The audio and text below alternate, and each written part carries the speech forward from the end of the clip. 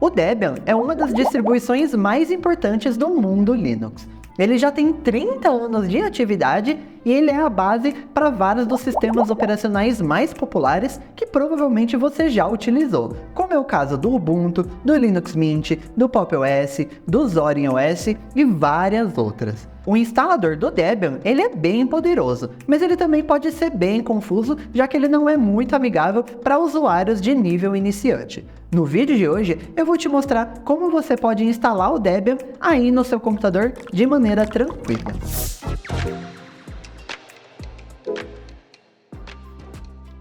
Se você não sabe como baixar o Debian, a gente já tem um vídeo aqui no canal mostrando exatamente como você faz para escolher a ISO ideal para o seu computador. E o link está aqui na descrição. Aqui no meu caso, eu baixei a ISO NetInstall do Debian 12.4. NetInstall basicamente significa que o tamanho dessa ISO é mínima e que eu vou fazer o download de todos esses pacotes através da internet. Então você precisa ter o seu computador conectado na internet para fazer essa instalação, pelo menos utilizando a ISO NetInstall. Depois que você der boot nessa ISO, você vai cair nessa tela do Grub aqui, onde você vai ter algumas opções. A primeira opção é de você instalar e a segunda opção é instalar de maneira gráfica. Nessa primeira opção, você consegue instalar o Debian normalmente, mas ele vai ter esse visual aqui via terminal. Aqui no nosso caso, para ter uma instalação mais amigável, eu vou utilizar essa segunda opção, que é de instalação gráfica. É só você vir com a setinha aqui, selecionar a segunda opção e apertar o Enter. E agora a gente já está dentro do instalador do Debian. Nessa primeira tela, ele pede para eu selecionar um idioma que vai ser utilizado no processo de instalação.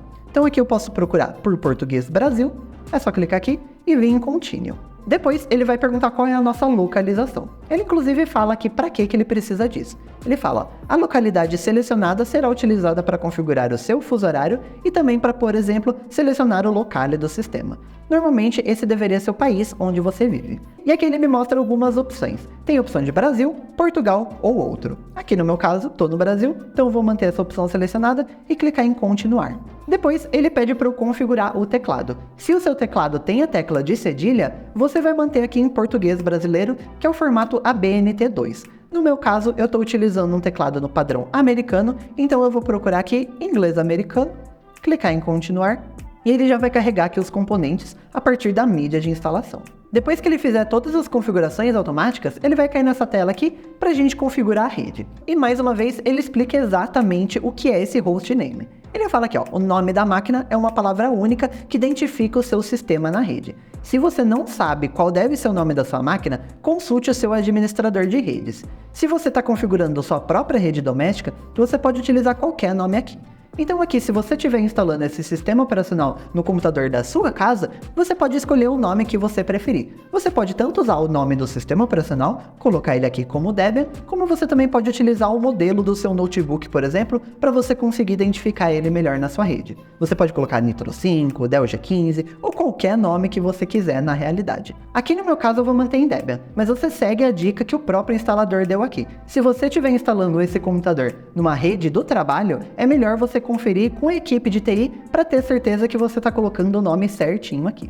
Eu vou clicar em continuar e na próxima tela ele pede para a gente configurar um nome de domínio. E aqui ele fala, o nome do domínio é a parte do seu endereço internet à direita do nome de sua máquina. Geralmente algo que finaliza com .com.br, .net.br, .edu.br ou vários outros. Se você está configurando uma rede doméstica, você pode utilizar qualquer nome, mas certifique-se de usar o mesmo nome de domínio em todos os seus computadores. Aqui nesse caso, se você está configurando dentro de uma rede doméstica, a não ser que você entenda exatamente o que significa isso aqui, eu recomendo que você deixe em branco. Então é só a gente vir aqui, clicar em continuar e pronto. Depois, você vai cair nessa tela aqui de configurar usuários e senhas. Você tem algumas opções que você pode seguir aqui.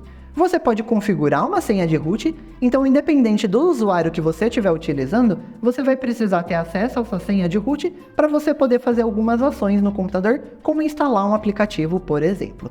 Depois, você tem uma outra opção, onde você pode não configurar uma senha de root e o primeiro usuário que você criar, ele vai ter a permissão de root. Então, aquele usuário vai ser o usuário de administrador. Como eu utilizo o meu computador sozinho, eu prefiro deixar o meu próprio usuário com a permissão de root. Mas se você vai dividir esse computador com mais pessoas, talvez seja interessante você manter uma senha de root e todos os usuários eles não terem essa permissão de root. Aqui, inclusive, o próprio instalador explica isso. ele fala aqui, ó, o usuário root não deverá ter uma senha em branco. Se você deixar esse campo vazio, a conta de root será desabilitada e a conta do usuário inicial do sistema receberá o poder de tornar-se root utilizando o comando sudo. Aqui no meu caso, como eu quero que o meu usuário tenha o poder de root para poder utilizar comandos com sudo, eu não vou preencher nada. Mas se você quiser ter um usuário de root, você coloca a senha aqui nessa tela. E aqui na próxima tela, a gente vai continuar o processo de criar o nosso usuário. Aqui ele pede o meu nome completo para o novo usuário, não é o meu login. Então eu vou colocar aqui Raul Craveiro e clicar em continuar. Depois aqui, agora sim, eu preciso digitar o meu nome de usuário. Por padrão ele puxa o meu primeiro nome, mas eu quero que seja Raul Craveiro. Então eu posso clicar aqui em continuar e agora eu coloco a senha do meu usuário. Aqui eu vou digitar uma senha. Depois eu digito ela de novo para confirmar. E como eu não configurei uma senha de root, é essa senha aqui que vai ser pedida, não só para fazer login no meu computador, mas quando eu fizer alguma ação com sudo, por exemplo. E agora ele vai pedir para eu configurar o relógio. Então você vai selecionar qual é a região que você mora para ele puxar o fuso horário certinho. Aqui no meu caso é São Paulo, então eu vou clicar aqui em continuar. Depois ele vai cair nessa tela aqui de particionar discos. Ele fala aqui, ó, o instalador pode guiá-lo através do particionamento de um disco utilizando diferentes esquemas padrão, ou caso você prefira, você pode fazê-los manualmente. Com o particionamento assistido, você ainda tem uma chance de posteriormente revisar e personalizar os resultados. Aqui é onde você vai criar a partição de discos. Se você não tem a mínima ideia de como funciona uma partição de disco, você pode vir aqui e utilizar essa opção assistido e usar o disco inteiro. Assim, o próprio instalador vai particionar o seu disco da maneira que ele acha o ideal e ele vai instalar o sistema normalmente. Se você já sabe como funciona, você pode vir aqui na opção de manual. E se você quiser aprender como fazer a partição de disco, a gente tem um vídeo lá no canal de Linux explicando isso certinho e o link está aqui na descrição. Aqui no meu caso eu vou selecionar a primeira opção de assistido, usar o disco inteiro e vou clicar aqui em continuar. E depois aqui ele vai perguntar em qual disco eu quero instalar o sistema. Aqui no meu caso, como só tem um disco, ele só vai me mostrar uma opção. Mas se você tiver, por exemplo, 2 SSDs aí na sua máquina, você vai ter que selecionar qual é o SSD que você quer instalar o Debian.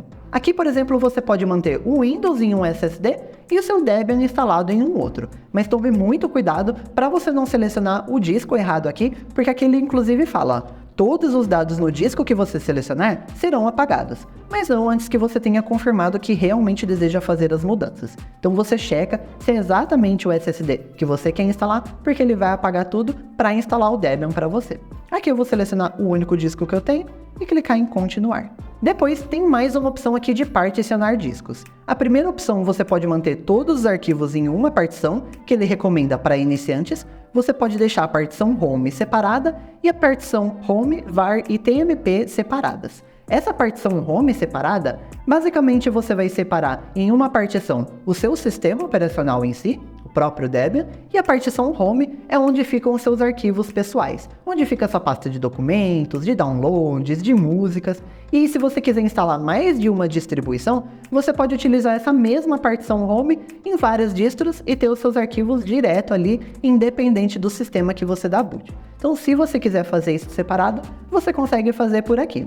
Se você quiser ir mais além e separar a partição var e tmp também, você consegue fazer por aqui. Mas se você, por exemplo, só vai usar o Debian e você não quer fazer essas partições separadas, você pode selecionar essa primeira opção, onde todos os arquivos vão estar em uma única partição. Eu vou selecionar essa opção aqui e clicar em continuar. Depois, ele vai cair em mais uma tela aqui sobre particionamento de discos. Aqui você tem algumas opções se você quiser mexer, como particionamento assistido, configurar RAID via software, configurar o gerenciador de volumes lógicos, configurar volumes criptografados e configurar volumes ISCSI, mas nenhuma dessas opções aqui é obrigatória a gente mexer. Então se você não sabe o que é isso, você não quer mexer nisso, você pode simplesmente ignorar aqui. E depois aqui ele mostra como o instalador particionou o nosso disco para a gente conferir se está exatamente como a gente quer. Aqui ele fala ó, que tem 1 MB de espaço livre, ele deixou aqui 500 MB para essa partição ESP, ele deixou 20 GB para a partição barra, que está em formato ext4, essa partição barra é onde vai ficar o meu sistema operacional, e aqui no meu caso, como eu não fiz uma barra home, a barra home ela vai ficar aqui dentro também. Ele separou 1 GB para swap e tem mais 1 MB de espaço livre.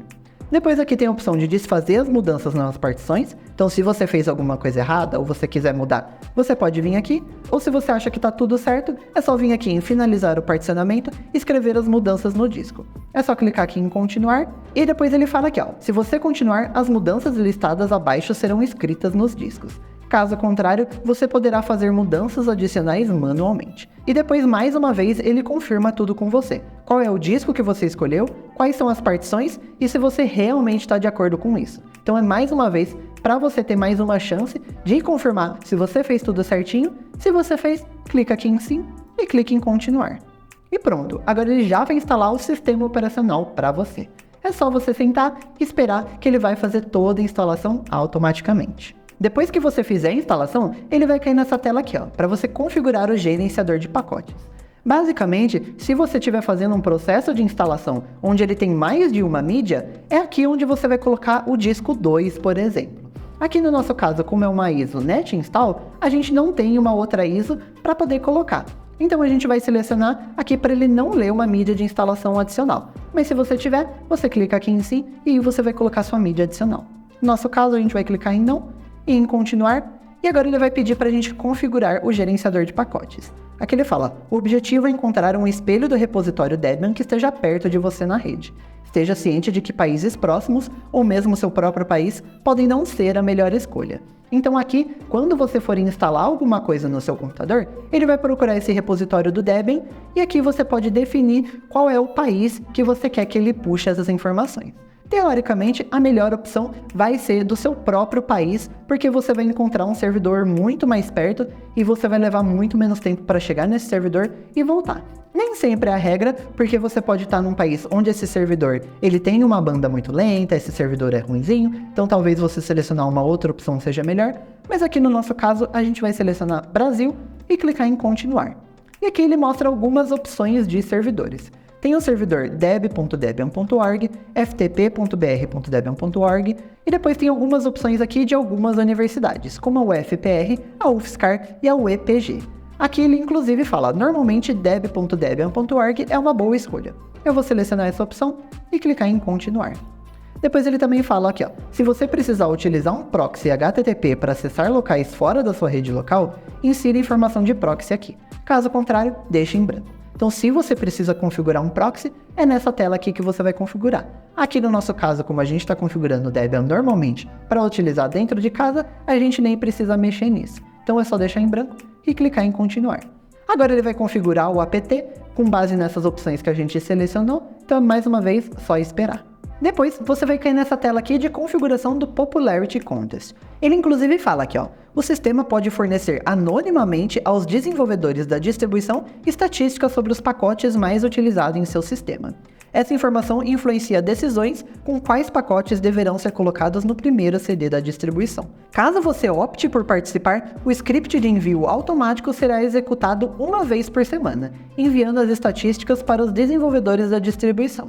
As estatísticas coletadas podem ser visualizadas em popcon.debian.org. Sua escolha pode ser modificada posteriormente através da execução do comando dpkg reconfigure popularity contest. Basicamente, se você selecionar sim, você vai enviar algumas informações anônimas para que o pessoal do Debian saiba exatamente como fazer um melhor sistema no futuro. Então, se você está ok em enviar essas informações, é só você clicar em sim. Se você não quiser enviar, não tem problema nenhum, é só você selecionar não e depois clicar em continuar. Aqui no meu caso eu vou clicar em sim, clicar em continuar e ele vai instalar mais algumas informações. Depois ele vai cair nessa tela aqui onde você vai selecionar alguns softwares para instalar no seu Debian.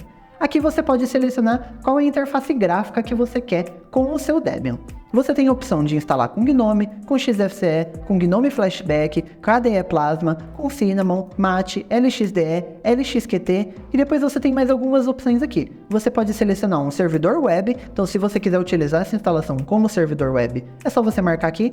Tem o servidor SSH, que é para você acessar essa máquina de maneira remota, e os utilitários de sistema padrão.